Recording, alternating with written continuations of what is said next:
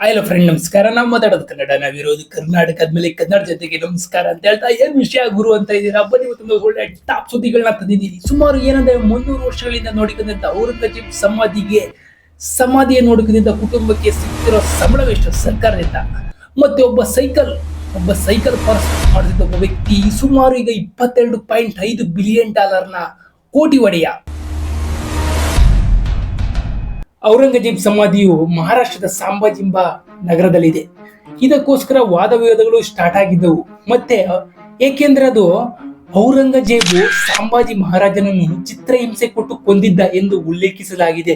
ಮತ್ತೆ ಇದಕ್ಕೋಸ್ಕರ ಜನಗಳು ವಾದ ವಿವಾದಗಳು ಸ್ಟಾರ್ಟ್ ಆಗಿದ್ದವು ಮತ್ತು ವಿಶ್ವ ಹಿಂದೂ ಪರಿಷತ್ ಕೂಡ ಹೇಳಿಕೆ ನೀಡಲಾಗಿತ್ತು. ಮತ್ತು ಔರಂಗಜೇಬ್ ಸಮಾಧಿಯು ಮಹಾರಾಷ್ಟ್ರದಲ್ಲಿ ಇರಬಾರ್ದು ಅಂತ ಕೆಲವು ಜನಗಳು ಹೇಳ್ತಿದ್ರು. ಇವೆಲ್ಲ ವಾದ ವಿವಾದಗಳ ನಡುವೆ ಒಂದು ಕುಟುಂಬವು 300 ವರ್ಷಗಳಿಂದ ಸುತ್ತಮುತ್ತಲಿನ ಪ್ರದೇಶ ಮತ್ತು ಔರಂಗಜೇಬ್ ಸಮಾಧಿಯನ್ನು ನಿರ್ವಹಣೆ ಮಾಡಿಕೊಂಡು ಬರ್ತಿತ್ತು.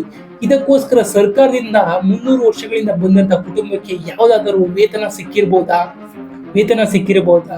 ಎಷ್ಟು ಸಿಕ್ಕಿರ್ಬೋದು? ಔರಂಗಜೇಬ್ ಸಮಾಧಿಯು ಔರಂಗಾಬಾದ್ನ ಕುಲ್ದಾಬಾದ್ ಎಂಬ ಗ್ರಾಮದಲ್ಲಿದೆ ಮತ್ತು ಸುಮಾರು 300 ವರ್ಷಗಳಿಂದ ಆ ಗ್ರಾಮದ ಪರ್ವೇಜ್ ಅಹಮದ್ ಅವರ ಕುಟುಂಬವು ಸುಮಾರು ನೋಡಿಕೊಂಡು ಬಂದಿದೆ. ಪರ್ವೇಜ್ ಅಹಮದ್ ಅವರು ಏನ್ ಹೇಳಿಕೆಯನ್ನು ಕೊಡ್ತಾರೆ ಅಂದ್ರೆ, ನಾವು ಇಷ್ಟು ವರ್ಷಗಳಿಂದ ನೋಡಿಕೊಂಡು ಬಂದಿದ್ದೀವಿ, ನಮ್ಗೆ ಯಾವುದೇ ಸರ್ಕಾರದಿಂದ ವೇತನನೂ ಕೂಡ ಬಂದಿಲ್ಲ, ನಮ್ಗೆ ಯಾವುದೇ ಕೂಡ ವೇತನನೂ ಬೇಡ, ಯಾವ ಸದಸ್ಯನ ನೇಮಕ ಮಾಡುವಂತಲ್ಲಿ ಏನೂ ಬೇಕಾಗಿಲ್ಲ ಎಂದು ಪರ್ವೇಜ್ ಅಹಮದ್ ಅವರು ಹೇಳಿಕೆ ನೀಡಿದ್ದಾರೆ. ಮತ್ತು ಪರ್ವೇಜ್ ಅಹಮದ್ ಅವರು ಇನ್ನೊಂದು ಹೇಳಿಕೆ ನೀಡಿದ್ದಾರೆ. ಏನಂತ ಅಂದ್ರೆ, ಸುಮಾರು ಔರಂಗಜೇಬ್ ಸಮಾಧಿಯನ್ನು ನೋಡಲು ಪ್ರವಾಸಿಗರು ಕಡಿಮೆ ಬರುತ್ತಾರೆ. ಏಕೆಂದ್ರೆ ಇಲ್ಲಿ ಒಂದು ಮಹಾರಾಷ್ಟ್ರದಲ್ಲಿರುವಂತಹ ಅಜಂತ ಮತ್ತು ಎಲ್ಲರ ದೇವಾಲಯಗಳನ್ನು ಪ್ರವಾಸಿಗರು ತುಂಬಾ ಅತ್ಯುತ್ತಮವಾಗಿ ನೋಡಲು ಬರುತ್ತಾರೆ. ಆದರೆ ಔರಂಗಜೇಬ್ ಸಮಾಧಿಯನ್ನು ನೋಡಲು ಯಾರು ಬರುವುದಿಲ್ಲ. ಕೆಲವು ಪ್ರವಾಸಿಗರು ಬರ್ತಾರೆ, ಕೆಲವರು ಪ್ರವಾಸಿಗಳು ಹೋಗ್ತಾರೆ ಎಂದು ಪರ್ವೇಜ್ ಅಹಮದ್ ಅವರು ಹೇಳಿಕೆ ನೀಡಿದ್ದಾರೆ. ಪರ್ವೇಜ್ ಅಹಮದ್ ಪ್ರಕಾರ ಇಲ್ಲಿ ಯಾವುದೇ ತೊಂದರೆಗಳು ಏನು ಇಲ್ಲ, ಎಲ್ಲ ಸುಳ್ಳು ಹೇಳಿಕೆಯನ್ನು ನೀಡುತ್ತಾರೆ ಎಂದು ಪರ್ವೇಜ್ ಅಹಮದ್ ಅವರು ಹೇಳಿಕೆ ನೀಡಿದ್ದಾರೆ. ಇದಕ್ಕೋಸ್ಕರ ನೀವ್ ಏನ್ ಅನ್ಸ್ಬೋದು, ನಿಮ್ ಕಮೆಂಟ್ ನ ಮೂಲಕ ತಿಳಿಸಿ. ನೆಕ್ಸ್ಟ್ ವಿಷಯಕ್ಕೆ ಹೋಗೋಣ ಬನ್ನಿ. ನೆಕ್ಸ್ಟ್ ವಿಷಯ ಏನಂದ್ರೆ, ಸುಮಾರು ಸೈಕಲ್ ಪರ್ಸ್ ಮಾಡಿದ ವ್ಯಕ್ತಿ $22 ಬಿಲಿಯನ್ ಒಡೆಯ. ಈ ತಂದೆಯಿಂದ 20,000 ಸಾಲವನ್ನು ಪಡೆದು ಈಗ ಸುಮಾರು $22 ಬಿಲಿಯನ್ ಎಂಬ ಸಾಮ್ರಾಜ್ಯವನ್ನೇ ಕಟ್ಟುಕೊಟ್ಟಿದ್ದಾರೆ. ಯಾರ ಬಗ್ಗೆ ಹೇಳ್ತಾ ಇದೀನಿ ಅಂದ್ರೆ ಬನ್ನಿ ಹಂಗೆ ತಿಳ್ಕೊಂಡ್ ಬಂದ್ಬಿಡೋಣ. ಎಲ್ಲರೂ ಕೆಳಗೆ ಶಾಕ್ ಆಗಿರ್ಬೋದಲ್ವಾ. $22 ಬಿಲಿಯನ್ ಅಂದ್ರೆ ಸುಮಾರು ಇಂಡಿಯಾ ಕರೆನ್ಸಿಗೆ 1800 ಕೋಟಿಗಳ ಒಡೆಯ.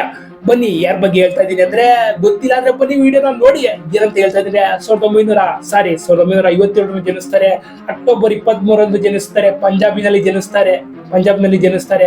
ಎಲ್ಲಾ ವಿಶ್ವವಿದ್ಯಾಲಯಗಳನ್ನು ಎಲ್ಲ ವಿಶ್ವವಿದ್ಯಾಲಯಗಳಲ್ಲಿ ಎಲ್ಲ ಪಂಜಾಬ್ನಲ್ಲೇ ಮುಗಿಸಾದ್ಮೇಲೆ ತಂದೆಯವರು ಏನಂದ್ರೆ ಪಂಜಾಬ್ನ 2 ವರ್ಷಗಳ ಕಾಲ ಸಂಸದರಾಗಿರ್ತಾರೆ, ಅಂದ್ರೆ ಸದಸ್ಯರಾಗಿರ್ತಾರೆ, ಕಾಂಗ್ರೆಸ್ನ ಸಂಸದರಾಗಿರ್ತಾರೆ. ತಂದೆ ಆಸೆ ಏನಾಗಿರ್ತದೆ, ಮಗ ರಾಜಕಾರಣಕ್ಕೆ ಬರ್ಬೇಕು, ರಾಜಕೀಯದಲ್ಲಿ ಮುಂದೆ ಹೋಗ್ಬೇಕು ಅಂತ ತಂದೆ ಆಸೆ ಇರುತ್ತೆ. ಮಗನ ಆಸೆ ಏನಾಗಿರುತ್ತೆ, ತಂದೆಗೆ ಉಲ್ಟಾ ಆಗಿರುತ್ತೆ. ತಂದೆ ಮಗ ನಾನು ರಾಜಕಾರಣಕ್ಕೆ ಎಂಟ್ರಿ ಆಗ್ಬಾರ್ದು, ನಮ್ದೊಂದು ದೊಡ್ಡ ಒಂದು ಬಿಸ್ನೆಸ್ ನ ಸ್ಥಾಪನೆ ಮಾಡ್ಬೇಕು ಅಂತ ಮಗನ ಆಸೆ ಆಗಿರುತ್ತೆ. ಅವರು ತನ್ನ ಸಣ್ಣ ವಯಸ್ಸಿನಲ್ಲಿ ವೃತ್ತಿಪರಕ್ಕೆ ಜೀವನಕ್ಕೆ ಕಾಲಿರ್ತಾರೆ. ತಂದೆಯಿಂದ ಸುಮಾರು 20,000 ಸಾಲವನ್ನು ಪಡೆದು ಒಂದು ಸೈಕಲ್ ಶಾಪ್ ನ ಪಾರ್ಟ್ಸ್ ನ ತಯಾರಕರಾಗಿ ಇರ್ತಾರೆ. ಸೈಕಲ್ ಶಾಪ್ ನ ಪಾರ್ಟ್ಸ್ ಹೇಗೋ ಸ್ನೇಹಿತರಿಂದ ಹೀರೋ ಎಂಬ ಕಂಪ್ನಿಗೆ ಕಾಂಟ್ರಾಕ್ಟ್ ಮಾಡ್ಕೊಂಡು ಅವರು ಹೀರೋಗೆ ಸೈಕಲ್ ಪಾರ್ಟ್ಸ್ ತಯಾರು ಮಾಡಲು ಮಾಡಿ ಕೊಡ್ತಿರ್ತಾರೆ. ಆಗ 3 ವರ್ಷಗಳಲ್ಲಿ 3 ಯೂನಿಟ್ಗಳನ್ನ ಸ್ಥಾಪನೆ ಮಾಡ್ತಾರೆ. ತುಂಬಾ ಚೆನ್ನಾಗಿ ಸೈಕಲ್ ಪಾರ್ಟ್ಸ್ಗಳು ತಯಾರಾಗ್ತಿರ್ತವೆ ಮತ್ತೆ ಪಾರ್ಟ್ಸ್ಗಳು ಚೆನ್ನಾಗಿ ಸೇಲ್ ಆಗ್ತಿರ್ತವೆ. ಅದೇ ರೀತಿ ಸೈಕಲ್ ಪಾರ್ಟ್ಸ್ ನ ಮಾರಾಟ ಮಾಡ್ಬಿಟ್ಟು ಇದಕ್ಕೆ ಕೈ ಹಾಕಿರ್ತಾರ. ಅದು ತುಂಬಾ ಚೆನ್ನಾಗಿ ನಡ್ಕೊಂಡು ಹೋಗ್ತಾನೆ ಇರುತ್ತೆ. ಆಗ ಸರ್ಕಾರ ಆ ಸಂಸ್ಥೆಗೆ ಒಂದು ಬ್ರೇಕ್ ನೀಡುತ್ತೆ. ಏನಂದ್ರೆ ಅವರು ರಫ್ತು ಮಾಡ್ತಿರ್ತಾರೆ ಎಲೆಕ್ಟ್ರಿಕಲ್ AC ಪವರ್ ಜನರೇಟರ್ ರಫ್ತು ಮಾಡ್ಬೇಕಾದ್ರೆ ಸರ್ಕಾರ ರಫ್ತು ಮಾಡೋಕ್ಕೆ ತುಂಬಾ ಟ್ಯಾಕ್ಸ್ ಆಗುತ್ತೆ.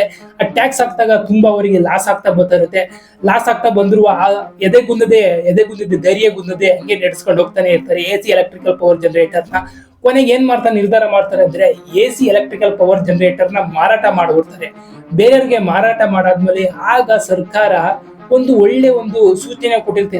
1992ರಲ್ಲಿ ಮೊಬೈಲ್ ಫೋನ್ ಎಂಬ ಕ್ರಾಂತಿ ಲೈಸೆನ್ಸ್ ನ ಎಲ್ಲರಿಗೂ ನೀಡ್ತಾ ಬರ್ತಾ ಇರುತ್ತೆ.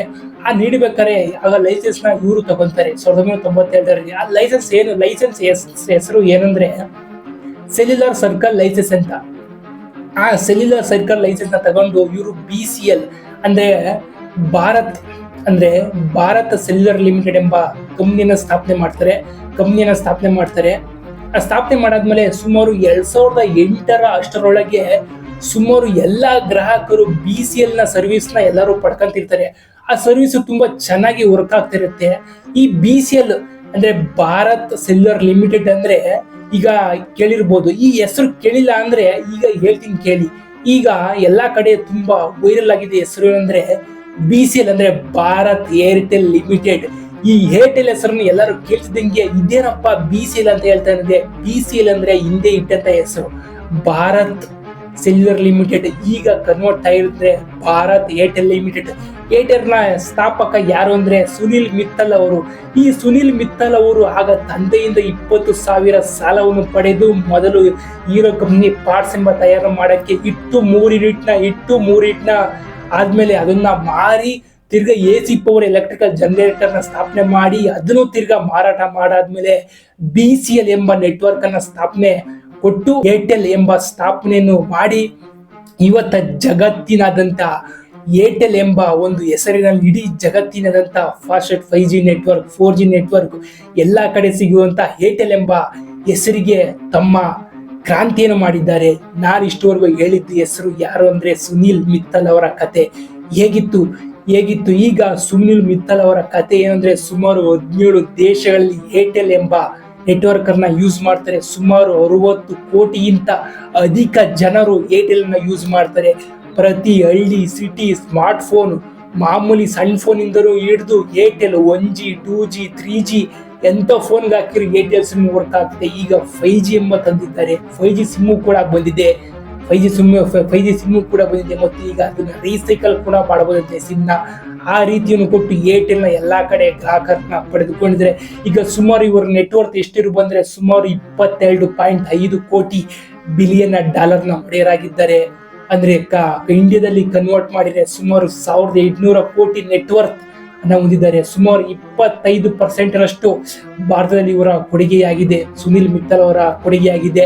ನೋಡಿ, ಸುನಿಲ್ ಮಿತ್ತಲ್ ಅವರ ಭಾರತಲ್ಲ ಇದು ಏರ್ಟೆಲ್ ನ ಕತೆ, ಭಾರತೀಯ ಏರ್ಟೆಲ್ ನೆಟ್ವರ್ಕ್ ನ ಕತೆ ಈ ರೀತಿಯಾಗಿತ್ತು. ಬನ್ನಿ ನೆಕ್ಸ್ಟ್ ಹಂಗೆ ಹೋಗ್ಬಿಡೋಣ. ಅಂದ್ರೆ ಈಗ ತಾನೇ ನಿರ್ಮಿಸಿದಂತಹ ಯಾರು ಅಂದ್ರೆ ಈಗ ತಾನೇ ಶಿಲ್ಪಾ ಶೆಟ್ಟಿ ಅವರು ನಿರ್ಮಿಸಿದಂತಹ ಅಂದ್ರೆ ನಮ್ಮ ಡಿ-ಬಾಸ್ ಅವರು ಮತ್ತೆ ಅವರ ಪತ್ನಿ ವಿಜಯಲಕ್ಷ್ಮಿ ಅವರು ಆ ಒಂದು ರೆಸ್ಟೋರೆಂಟ್ ನೀಡಿದ್ರು. ಇದು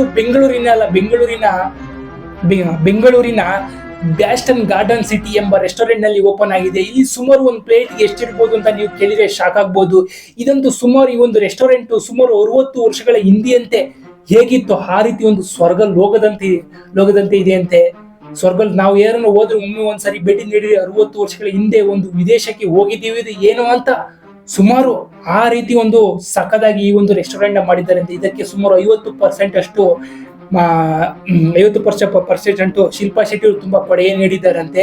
ಈ ರೆಸ್ಟೋರೆಂಟ್ ಸುಮಾರು 1 ವರ್ಷಕ್ಕೆ 10 ಕೋಟಿಗಿಂತ ಹೆಚ್ಚು ಲಾಭವನ್ನು ಪಡೆದಿದೆ ಅಂತ ಈ ಒಂದು ರೆಸ್ಟೋರೆಂಟ್. ಇದಕ್ಕೆ ಡಿ-ಬಾಸ್ ಅವರು ಮತ್ತೆ ನಮ್ಮ ದರ್ಶನ್ ಅವರು ಮತ್ತು ಅವರ ಪತ್ನಿ ವಿಜಯಲಕ್ಷ್ಮಿ ಅವರು ಕೂಡ ಇದಕ್ಕೆ ಭೇಟಿ ನೀಡಿದರು. ಈಗ ದರ್ಶನ್ ಅವರು ಡೆವಿಲ್ ಸಿನಿಮಾ ಲಲಿತ್ ಮಹಲಲ್ಲಿ ತುಂಬಾ ಚೆನ್ನಾಗಿ ಶೂಟಿಂಗ್ ಆಗ್ತಿದೆ.